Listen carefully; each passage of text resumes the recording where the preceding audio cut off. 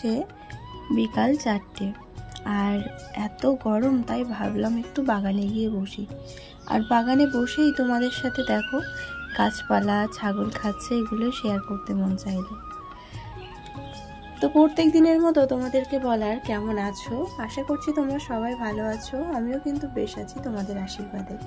আর দেখো আম গাছে আম হয়ে যাচ্ছি, মাথায় ধাক্কা লাগছে বা মানে মাথার থেকে আরও নিচে এরকম হয়ে আছে।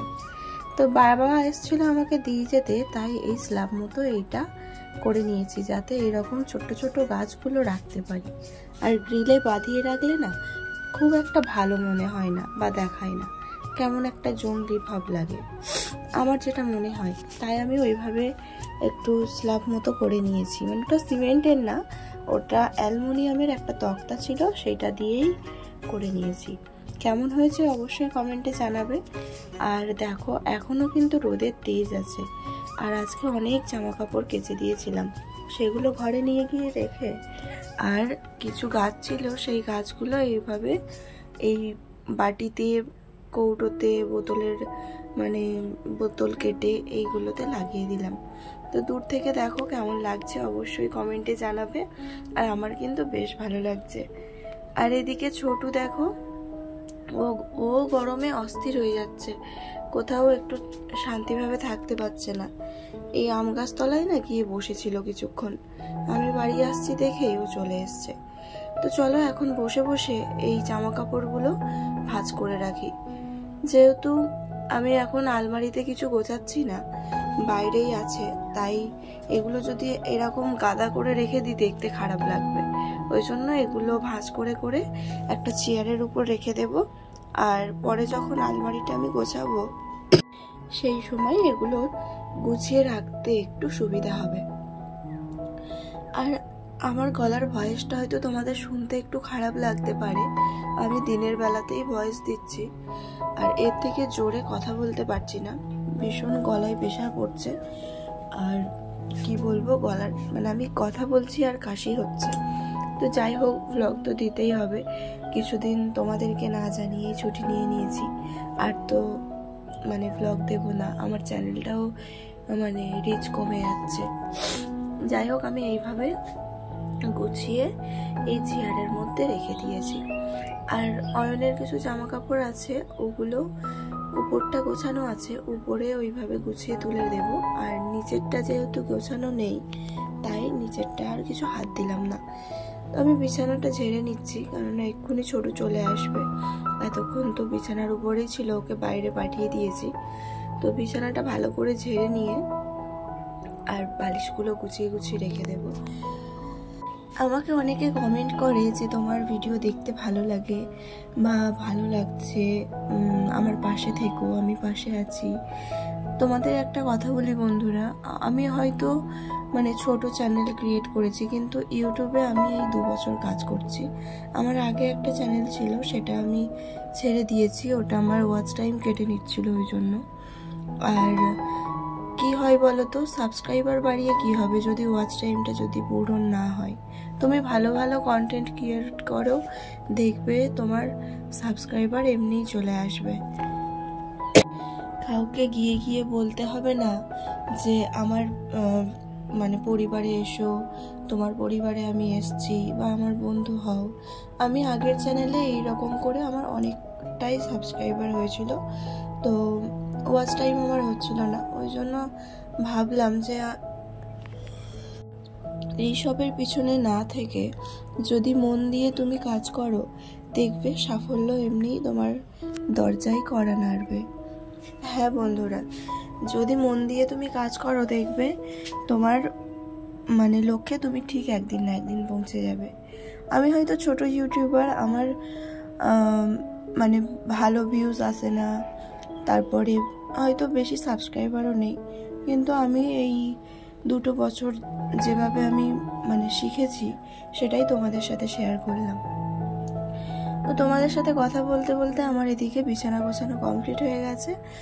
আর দেখো এখন সন্ধে হয়ে গেছে, মা গেছে সন্ধে দিতে, আর আমি তো দিতে পারবো না, ওই জন্য আমি এখন সন্ধেবেলা টিফিনের ব্যবস্থাটা করছি। তো শসা পেঁয়াজ কেটে নিয়েছি, আর চানাচুর দিয়ে একটু মুড়ি মাখবো। আর ছোটু দেখো কেমন করে শসাগুলো করছে। তো যাই হোক, মুড়িটা মাখিয়ে নিয়েছি আর এদিকে ডিম টোস্ট করেছি, দুধ চা করেছি আদা দিয়ে, খেতে দারুণ হয়েছিল। তো তোমরা যারা আদা দিয়ে দুধ চা খাওনি একটু খেয়ে দেখো, যাদের এরকম গলার অসুবিধা আছে বা মানে দুধ চা খেতে ভালো লাগে তারা একটু খেয়ে দেখবে, দারুণ উপকার পাবে।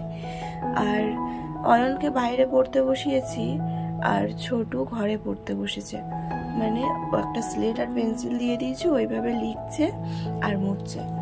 আর অয়নের কাছে পড়তে বসালে কি হয় বলো তো, ওকে পড়তেই দেয় না আর বই খাতা ছিঁড়ে দেয়। আর আমাদের তেলটা শেষ হয়ে গেছিলো, তাই বাবা বিকালবেলা ওই রুটি এনে দিয়েছিল, ডিম এনেছিল আর এই তেলটা এনেছিল, তখন আর ঢালার সময় পাইনি, তাই এখন ঢেলে নিচ্ছি। আর অয়ন দেখো শুধু ডিম ভাজা দিয়ে ভাত খাবে, তরকারি আছে খাবে না। আর ছোটু ঘুমিয়ে পড়েছে, ওই পড়াশোনা করছিল তারপরে একটুখানি খেয়ে ঘুমিয়ে পড়েছে, ভাত এখনো খায়নি। এখন দেখি কখন ওঠে, তার মধ্যে আমি কাজগুলো সেরে নিই। তো কিছু ভাত ছিল, সেগুলোতে আমি জল ঢেলে রেখে দিয়েছি, যাতে সকালবেলা উঠে মানে একটু পান্তা খাওয়ার ইচ্ছা হলো, যে জল দেওয়া ভাত বলে যেটা। এই গরমে তো আর যেন ভালো লাগছে না গরম ভাত বা তরকারি খেতে। আর তারপর রাত্রিবেলা দেখো আমি বাইরে বাসন মাজতে আর চাই না, বাথরুমের মধ্যেই বাসনগুলো মেজে নিই। তো আমি বাসন মেজে নিয়ে আর দেখি ঘর বারান্দা মুছবো ভাবছিলাম, ওগুলো মুছে নিতে পারবো কিনা। আর ছোটু শরীরটা খারাপ, ওকে সামলে আমার এইসব কাজগুলো করতে হচ্ছে।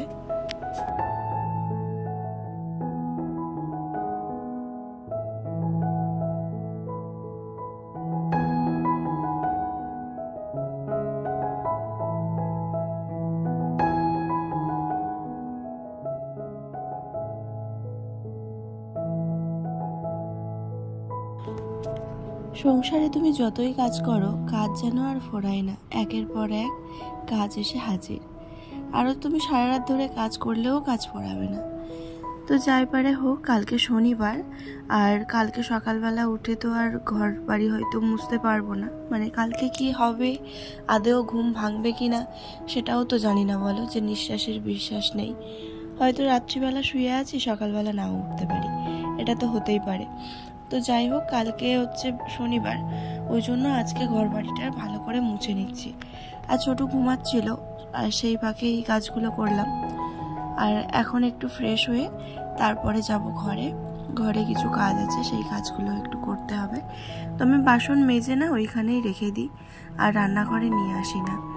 মানে রান্নাঘর বলতে তো বারান্দা, এখনো রান্নার জায়গাটা কমপ্লিট করা হয়নি। আর চলো, এখন সবাই শুয়ে পড়েছে, আমি গেটে তালা দিয়ে দিলাম, দিয়ে এখন ঘরে যাব। গিয়ে টেবিলের উপরটা দেখো আমার ওষুধপত্র আছে, ওগুলো খাটের উপরে নেব, আর টেবিলটা একটুখানি গুছিয়ে নেব।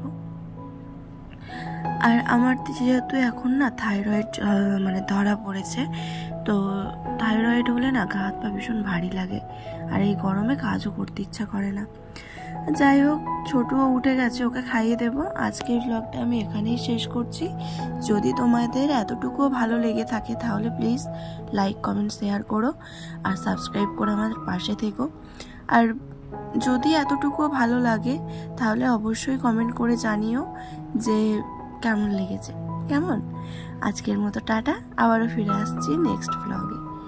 সবাই খুব ভালো থেকো।